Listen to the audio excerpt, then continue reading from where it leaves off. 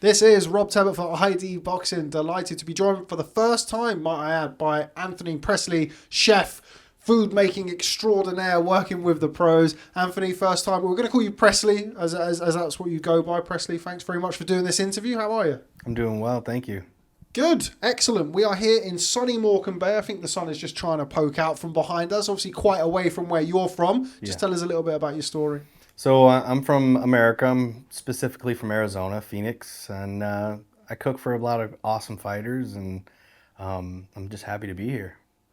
As am I, happy to be here. Although I don't probably have as stringent a diet as most of the people that you speak to around here. You mentioned they're fighters. You are, of course, also from an MMA background as well as boxing. Just tell us a little bit about some of the fighters that you've worked with across both codes. So I work with a lot of UFC fighters back in Scottsdale, Arizona, like Henry Cejudo, Davidson Figueroa, Dan the Hitman Moret, Tracy Cortez. The list goes on and on and on. My last boxing camp was Errol Spence. I was there for the Ugas fight, and that was a great experience. And then being out here with the Gypsy King and Joe and Andy Lee, it's been great.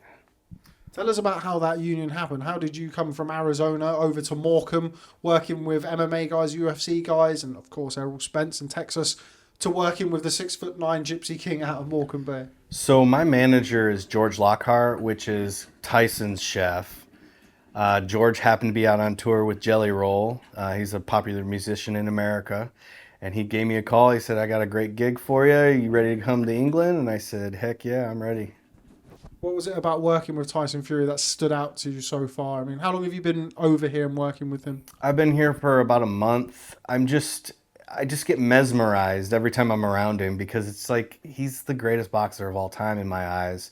So for him to say my name or invite me to his house, it's just been just a surreal experience. A lot of people who are watching this will have only seen Tyson in this kind of setting, or obviously in the ring, where there's a camera there, and he is kind of, I guess, the Gypsy King in front of the camera. What's he like away from the camera? Is he still very much the same? I'm sure he's quite fun to be around. Yeah, you never know what he's gonna say, you never know what he's gonna do, but he's really really smart. And he's a real good business guy. He's always making moves. He's trying to get things going, but his heart, he gives to so many people that you guys would not even know what he does for the community and other up-and-coming boxers. It's just really great to see.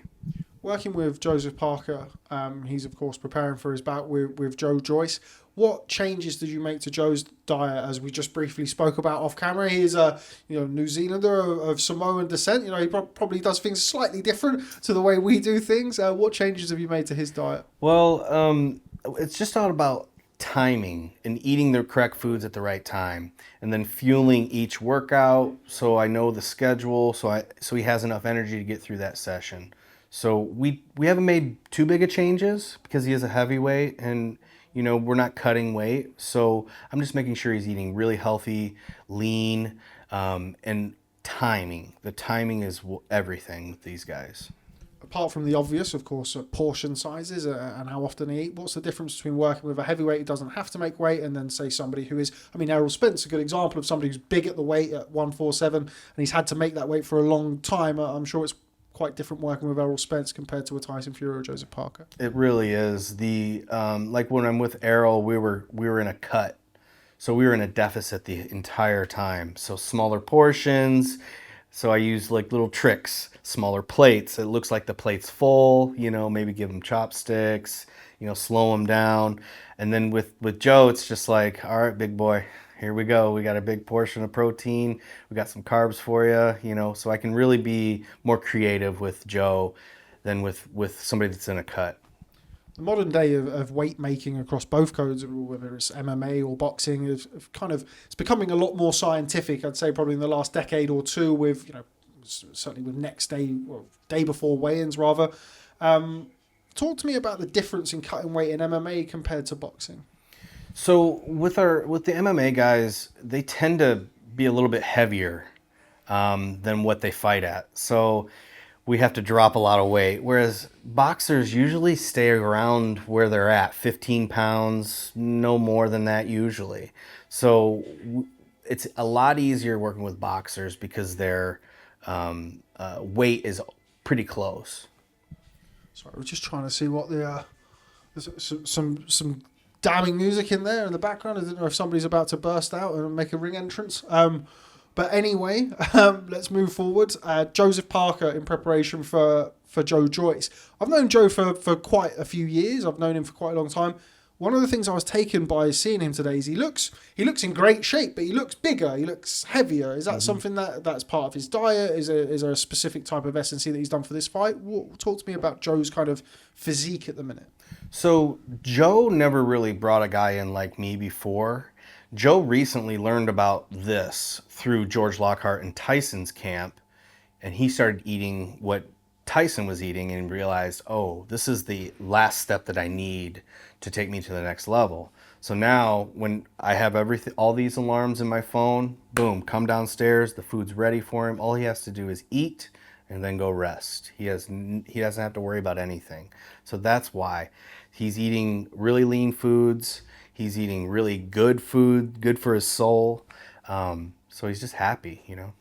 Going back to the weight cut there, again, it's something that I am very interested in talking about. It's kind of one of I don't want to say taboos, but, you know, with people making weight and the rehydration and stuff, it's not something that we hear an awful lot of across any sport. Rehydrating after a big weight cut. Talk to me about the do's and do nots. What things should fighters look to do? What things should fighters avoid? Mm-hmm. So with the rehydration, there's a calculation that you have to do. We have to get their salt, their electrolytes back on track. I think what a lot of guys do, a lot of girls do, is they try to just chug, and then they go in and they're like, oh, I'm going to have pizza, I'm going to have this, I'm going to have that. Stuff they haven't been eating throughout camp, so then they have digestive problems. So they need to stick with the foods they've been eating, maybe just eat a little bit more of those foods.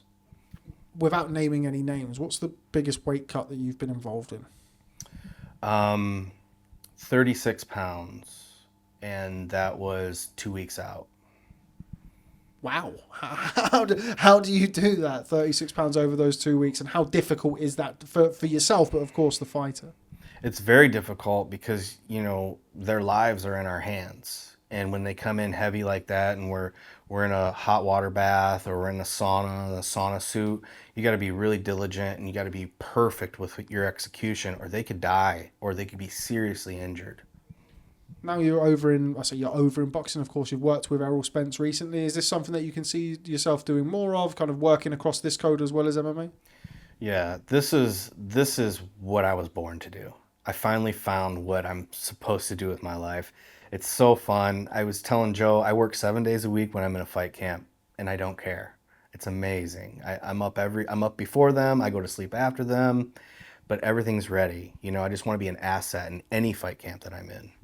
I appreciate it's going to be different depending on who you're working with, but let's just say for the heavyweights, because they can, eat what they want. They can eat slightly more than somebody who's making weight. But what's your go-to meal? So let's say post-workout, what are you going to put on the plate? For example, for Joe Parker tonight. Well, tonight we're going to have a sweet potato puree with a big ribeye steak, some sauteed onions, then a nice, I make protein pudding, which you just take Greek yogurt, a scoop of protein, mix it really well, add fruit. It's to die for. One of the things I wanted to talk to you about is in kind of the modern era, especially probably the last decade or so, we've started to see more fighters across both codes and in combat sports become vegan. What's your views on the vegan diet for making weight? It's not ideal in my opinion, but if that's what works for them, that's what works for them. I don't think you can get the full amino profile that you need, especially as a combat athlete, with a vegan diet, but it can be done, and I know a few fighters that do really well with it. Have you worked with any vegan fighters? No, I've never worked with a vegan fighter, no. You never know. The vegan fighters looking at this, they may want to be your first. Before I let you go, it's been very fascinating speaking to you. I do hope we do catch up again sometime soon. You lost 200 pounds. Yeah. We showed earlier that, you lost Yoel Romero, as you described it, and Israel Adesanya from yourself. Talk to us about your own journey, really, and was that what kind of ultimately pushed you into the profession that you're in now? Yeah, I was done being obese, and I started cooking healthy food, and I was like, man, this is really good. And then I just kind of slowly took that journey in small steps. I auditioned for the show Master Chef, and I became Arizona's finalist. All the chefs on that show were like, "Where did you go to culinary school?" And I'm like, "I've never been to culinary school. I'm in the medical field. I don't know what you're talking about." But then I saw a little opportunity, so I got that ball rolling. I messaged every fighter in Arizona, tried to get them, "Hey, let me cook for you." And then I had like 27 fighters before you knew it. And all of a sudden I'm in Dallas with Errol Spence, and now I'm here with Tyson Fury and Joseph Parker. It's just been a real incredible ride. Just before I let you go on, Errol Spence just reminded me there, we saw, I mean, by his own admission, I'm not just saying this because you're sat in front of me, he said, for his last camp, he brought in a chef, he did the weight better than he'd done previously. Mm-hmm. How long do you think he can make 147? Because we've been hearing for years, really, that he was going to move up to 154. Mm-hmm. We've not seen that yet. How long do you think he's got left at the weight? I think he's going to be there for a while. He's really focused, and last camp we talked a lot about maintenance in the off season between fights, and he really took it to heart. I think he's going to be there for a while. Okay, and before I let you go, what message do you have for people who'll be watching this, and of course myself as well, who could all use losing a pound or two, should we say? What message have you got for people? Nice, clean, easy to digest, no pun intended, advice for diets. So if you're struggling and you want to lose weight, just start eating real food. Nothing from a box, nothing from a can. Just small steps create large goals. So just take small steps. Instead of getting fish and chips, just get the fish. Okay. Well, Anthony Pressley, thanks very much for speaking to ID Boxing. We're getting the go-ahead from Mr. Lee over there. I think he's probably hungry. He's waiting for you to go and cook him something nutritious. Yeah. Thanks very much for speaking to ID Boxing, and hopefully we catch up again soon. Thank you.